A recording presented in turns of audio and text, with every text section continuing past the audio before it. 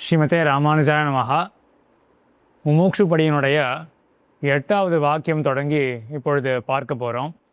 பகவன் மந்திரங்கள் தான் அநேகங்கள் அப்படின்ற வாக்கியம் தொடங்கி பார்க்க போகிறோம். பகவன் மந்திரங்கள் தான் அநேகங்கள். இந்த பிரகரணம் திருமந்திரத்தினுடைய வைபவத்தை சொல்லக்கூடிய பிரகரணமாக இருக்கு. அதில் இப்போது எத்தகைய வைபவம் இங்கே புள்ளிரோகாச்சாரியர் சாதிக்கிறார்? இந்த வாக்கியம் தொடங்கி திருநாமத்தினுடைய மகிமைகளை சாதிக்கிறார். சரி, ஆக திருநாமத்தினுடைய வைபவம் சொல்லவே, நாராயண பதத்தினுடைய வைபவம் சொல்லவே, நாராயண பதத்தை கொண்ட திருமந்திரத்தினுடைய வைபவமானது சொல்லித்தாயிடுமே அப்படின்ற எண்ணத்தோடு இங்கே திருநாமத்தினுடைய வைபவத்தை சாதிக்கிறார். பகவன் மந்திரங்கள் தான் அநேகங்கள் அப்படின்னு சாதிக்கிறார். இது ஸ்பஷ்டம்தான். இந்த வாக்கியத்துக்கு பெரிய அர்த்தம் சொல்ல வேண்டும்னு அவசியம் கிடையாது. பகவன் மந்திரங்கள் அநேகங்களாக இருக்கின்றன. அநேகம்னா அநேகம், அநேகம்ன்ற சொல்லுக்கு என்ன அர்த்தம்? அநேகம்னா எண்ணில் அடங்காதவை. எண்ணில் அடங்காதவை. அநேகம்னா எண்ணில் அடங்காதவை. பகவன் மந்திரங்கள் தான் அநேகங்கள் அப்படின்னு சொல்லிட்டு அடுத்தது என்ன கேள்வி கேட்டுக்கிறார்? அவை வியாபகங்கள் என்றும் அவ்வியாபகங்கள் என்றும் இரண்டும் ஏக வர்க்கமா அப்படின்னு கேட்குறாங்க. அடே, அப்போ அநேகம் அப்படின்னு சொன்ன உடனே எண்ணில் அடங்காதவை, அப்போ எல்லாமே பகவன் மந்திரங்கள், எல்லாத்தையும் ஒரே கூட்டத்தில் சேர்த்துட்டலாமா, அவ்வளவுதானா அப்படின்னு கேள்வி கேட்டு எங்கள் புள்ளிரோகாச்சாரியர் 2ஆக பிரிக்கிறார். எப்படி பிரிக்கிறார்? அவைதான் வியாபகங்கள் என்றும் அவ்வியாபகங்கள் என்றும் 2 வர்க்கம் அப்படின்னு பிரிக்கிறார். சரி, 2 வர்க்கமாக பிரிக்கிறார், 2 கூட்டமாக பிரிக்கிறார். வியாபகம் அவ்வியாபகம் அப்படின்னு பிரிக்கிறார். வியாபகம்னா என்ன, அவ்வியாபகம்னா என்ன? வியாபகங்கள் என்றால் சொல்றீங்களா? வியாபகம் எம்பெருமாண்டி எங்கும் வியாபித்திருக்கும் தன்மையை, எங்கும் எங்கும் வியாபித்திருக்கும் தன்மையை வியாபக மந்திரங்கள் சொல்லுகிறது. அவ்வியாபகம் சொன்னா பகவத் அவதார குண ரூபங்கள் ஏதாவது ஒன்றை மட்டும் பிரதிபாதிக்கையாலே அது அவ்வியாபக மந்திரம்னு சொல்லப்படுகிறது. அப்படின்னு 2ஆ பிரிக்கப்படுறது. திருநாமங்கள் 2ஆக பிரிக்கப்படுகின்றன. வியாபகங்கள் என்றும் அவ்வியாபகங்கள் என்றும் 2 வர்க்கம் அப்படின்னு கேட்டிருந்த அடுத்த வாக்கியம் என்னது? இவை இரண்டும் தன்னில் ஒக்குமோ, இரண்டும் ஒன்றா அப்படின்னு கேட்டால் இல்லை. அவ்வியாபகங்களை காட்டிலும் வியாபகங்கள் 3 சிரேஷ்டங்கள் அப்படின்னு. அவ்வியாபக மந்திரங்களை காட்டிலும் வியாபக மந்திரங்கள் உயர்ந்தவை என்று காட்டுகிறது. சரி, வியாபகங்கள் 3மே உயர்ந்தவை. சிரேஷ்டம் அப்படின்னா உயர்ந்தவை, சிரேஷ்டங்கள்னா உயர்ந்தவை அப்படின்னு அர்த்தம். அவ்வியாபகங்களை காட்டிலும் வியாபகங்கள் 3 அப்படின்னு நீங்கள் சாதிக்கிறார். அதிலே என்ன தெரிஞ்சுக்கலாம் நம்ம? இப்போ வியாபக மந்திரங்கள் 3 இருக்கின்றன அப்படின்னு தன்னிடையே நாம் தெரிஞ்சுக்கலாம். என்ன அந்த 3 வியாபக மந்திரங்கள்? நாராயண, விஷ்ணு, வாசுதேவ அப்படின்ற அந்த 3 திருநாமங்கள். ஆமாம், அது விஷ்ணு காயத்ரியில் வரக்கூடிய அந்த 3 திருநாமங்களை கொண்ட 3 மந்திரங்கள். மந்திரம் எப்போ ஆகும்? திருநாமத்தோட நம்ம பிரணவத்தையும் நமசியம், அதாவது பிரணவத்தையும் நமசியம் சேர்த்தோமே என்றால் மந்திரமாக ஆயிடும் என்று இந்த 3 திருநாமங்கள் அத்தோட பிரணவத்தையும் நமசையும் கூட்ட 3 மந்திரங்களாக ஆயிடும். வியாபகங்கள் 3ம் சிரேஷ்டங்கள் அப்படின்னு சாதித்தார். பிறகு அடுத்தது இவை 3லும் வைத்துக்கொண்டு பெரிய இவை 3ம் சமமா அப்படின்னு கேட்டால் இவை 3லும் வைத்துக்கொண்டு பெரிய திருமந்திரம் பிரதானம் அப்படின்னு அப்படின்னு சாதிக்கிறார். இதுவும் ஸ்பஷ்டம்தான். பெரிய திருமந்திரம் திருவஷ்டாட்சரம் பிரதானம் அப்படின்னு. அடுத்தது தான் ரொம்பவே முக்கியம். ஏன் பெரிய திருமந்திரம் பிரதானம் என்று? அடுத்த வாக்கியம் என்ன? மற்ற இரண்டுக்கும் அசிஷ்ட பரிக்கிரமும் அபூர்த்தியும் உண்டு அப்படின்னு சாதிக்கிறார் இல்லையா? அப்போ மற்ற 2 திருநாமங்களுக்கு என்ன இருக்கு? அசிஷ்ட பரிகிரகமும் அபூர்த்தியும் உண்டு அப்படின்னு சாதிக்கிறார். அசிஷ்ட பரிகிரகம்னா என்ன? அந்த சொல்லுக்கு என்ன அர்த்தம்? நிர்விசேஷமான முதல்ல அந்த சொல்லுக்கு என்ன அர்த்தம்? குதிருஷ்டிகளை சொல்றது, அத்வைதிகள் அவங்கள சொல்றது. அதாவது சிஷ்டர்கள் சிறந்தவர்கள், சான்றோர்கள், அசிஷ்டர்கள் மற்றவர்கள் என்று சொல்லி, இப்போ நம்ம பொறுத்தவரையிலும் யார்? மற்றவர்களும் அசிஷ்டர்களாக இருப்பார்கள். அப்படிப்பட்ட அசிஷ்டர்களுடைய பரிகிரகம் என்ன? அவங்களால கை கொள்ளப்பட்ட மந்திரங்கள், மற்ற விஷ்ணு மந்திரம், வாசுதேவ மந்திரங்கள்லாம் அவங்களால கை கொள்ளப்பட்ட. ஆமாம். ஆக அவர்களுடைய சம்பிரதாயத்துக்கு ஆதரவாக இது இருக்குது அப்படின்ற எண்ணத்தோடு அவர்களால் கை கொள்ளப்பட்டவைகள் இந்த 2 மந்திரங்களும். வாசுதேவ விஷ்ணு மந்திரங்கள் 2மே கை கொள்ளப்பட்டவை. அசிஷ்ட பரிகிரகம் அது உண்டு. மற்றொன்று என்னது? நாராயண மந்திரம். அது சரி. மற்றொரு தோஷம் தோஷம் அசிஷ்ட அபூர்த்தி. அப்பூர்த்தி உண்டு அப்படின்றார். அப்பூர்த்தினா என்ன? அபூர்த்தி அதாவது ஏதோ ஒரு குணங்கள் சேஷ்டிதங்களை ஏதாவது ஒன்றை மட்டும் பிரதிபாதிக்கையாலே. சரி, அந்த சொல்லுக்கு என்ன அர்த்தம்? அது விளக்கம். இந்த சொல்லுக்கு என்ன அர்த்தம்? அப்பூர்த்தின்ற சொல்லுக்கு என்ன அர்த்தம்? பூர்த்தி இல்லை. பூர்த்தினா என்ன? தமிழ்ல என்ன ஒரு வார்த்தை சொல்லலாம்? பூர்த்தி, அர்த்த நிறைவு. பூர்த்தினா மேலோட தமிழ் டிரான்ஸ்லேஷன் வார்த்தை என்ன அப்படின்னு எதிர்பார்த்தேன். பூர்த்தினா நிறைவு, நிறைவு பெற்று இருக்கு. சரி, இப்போ அந்த பதார்த்தத்தினுடைய விளக்கத்துக்கு போவோம். மற்ற 2 திருநாமங்களுக்கும் மந்திரங்களுக்கும் அசிஷ்ட பரிகிரகம் உண்டு, அப்பூர்த்தி உண்டு அப்படின்னு சாதிக்கிறாரா? அசிஷ்ட பரிகிரகம்னா என்னன்னு பார்த்தோம். அசிஷ்டர்கள்லாம் யாருன்னு பார்த்தோம். அவர்கள் பரிகிரகிக்கிறார்கள் அப்படின்றதையும் பார்த்தோம்.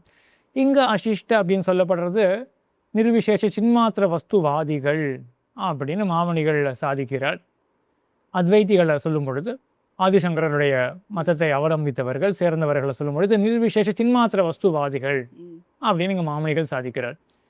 இது கொஞ்சம் கடினமானது. நிர்விசேஷ தின்மாத்திர வஸ்து அப்படின்றது கொஞ்சம் கடினமானது. எவ்வளோ முடியுமோ அதனுடைய அர்த்தத்தை சொல்லுங்க.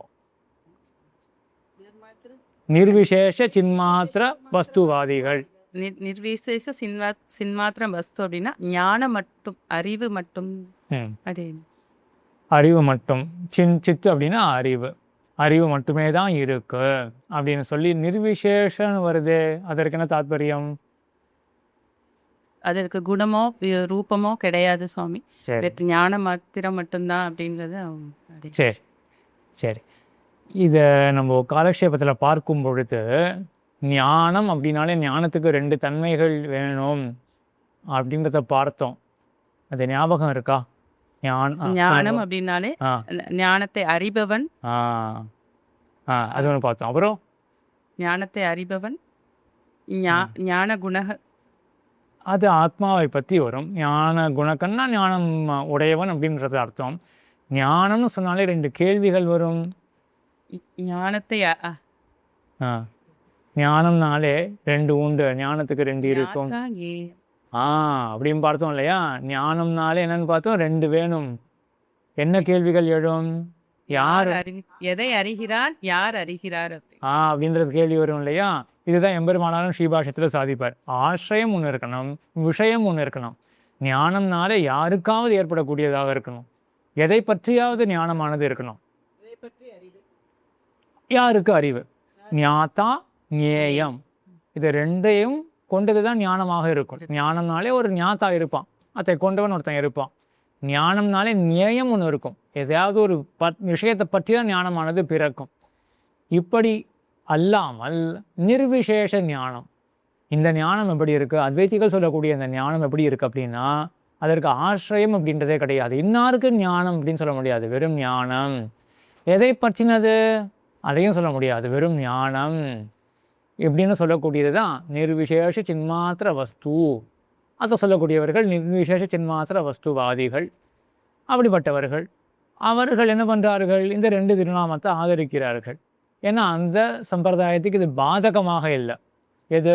வாசுதேவ விஷ்ணு 2 மந்திரங்களும் அவர்களுக்கு பாதகமாக இல்லை அப்படின்றது ஒரு தோஷமாக இங்கே பிள்ளைலோகாச்சாரியர் சாதிக்கிறார். மற்ற 2 திருநாமத்துக்கும் இருக்கக்கூடிய ஒரு தோஷமாக சாதிக்கிறார். மற்றொன்று என்னது? அப்பூர்த்தி அப்படின்றது.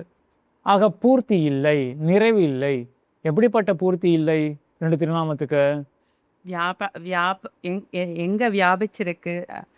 வியாபிய பதார்த்தம், வியாபன பிரகாரம், வியாப்தி பலம், வியாபகனுடைய குணம். இந்த எதுவுமே ஏதாவது ஒன்று தான் சுவாமி அதில் இருக்கு. பூர்த்தியா இருந்தாதான் அந்த இது நிறைவு பெறும். விஷ்ணு மந்திரத்தில் பார்த்தா வியாபிய பதார்த்தம் இருக்கும். வியாப்தி பதார்த்தம் அங்கே வெறும் வியாப்தியை மட்டும் சொல்கிறாங்க. விஷயம் வியாப்தி மட்டும் தான் அங்கே சொல்லியிருக்கு. மற்ற எதுவுமே சொல்லலை அங்கே.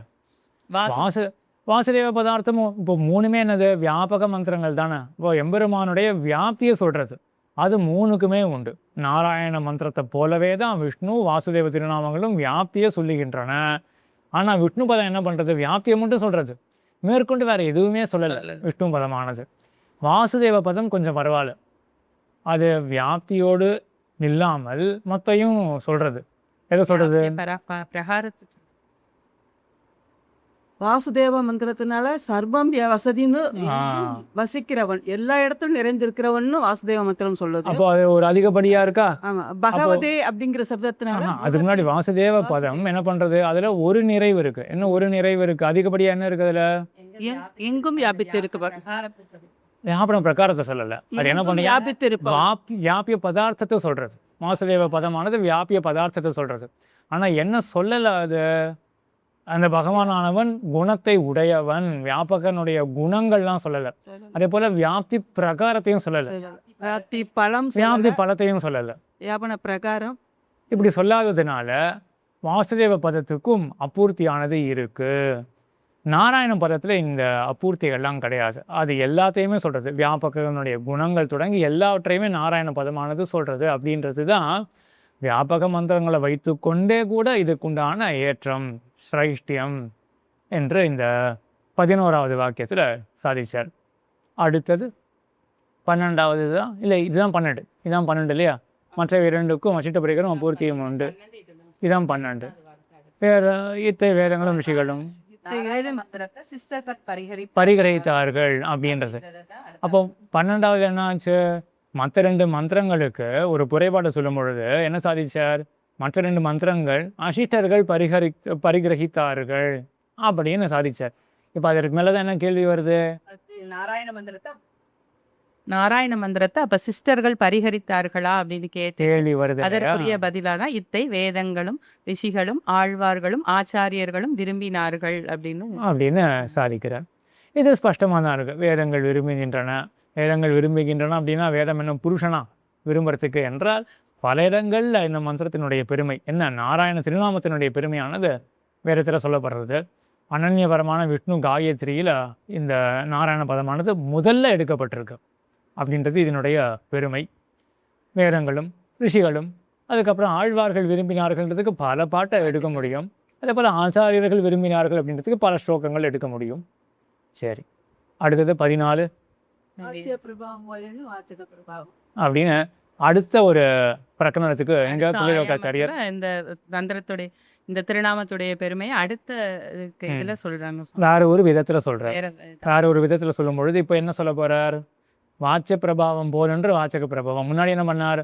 நாராயணன் அப்படின்ற திருநாமம் இருக்கு, அந்த திருநாமத்துக்கு மற்ற திருநாமங்கள் எல்லாவற்றை காட்டிலும் உண்டான ஏற்றம் அப்படின்னு சொல்லிட்டு இப்போவும் மேற்கொண்டு நாராயண திருநாமத்துக்கு தான் ஏற்றம் சொல்ல போறார். ஆனால் எப்படிங்க புள்ளிலோகாச்சாரியர் சாதிக்கிறாருன்னா, நாராயண திருநாமம் இருக்கட்டும், பொதுவாகவே திருநாமத்துக்கு ஒரு ஏற்றம் இருக்கு அப்படின்னு ஆரம்பித்து நாராயண பதத்துக்கும் அப்போ ஏற்பட்ட ஒரு ஏற்றம் உண்டு அப்படின்னு இந்த பிரகரணத்தில் சாதிக்க போகிறார். வாச்சிய பிரபாவம் போலென்று வாச்சக பிரபாவம் அப்படின்னு அதை நம்ம அடுத்த எபிசோடில் வச்சுக்கலாம்.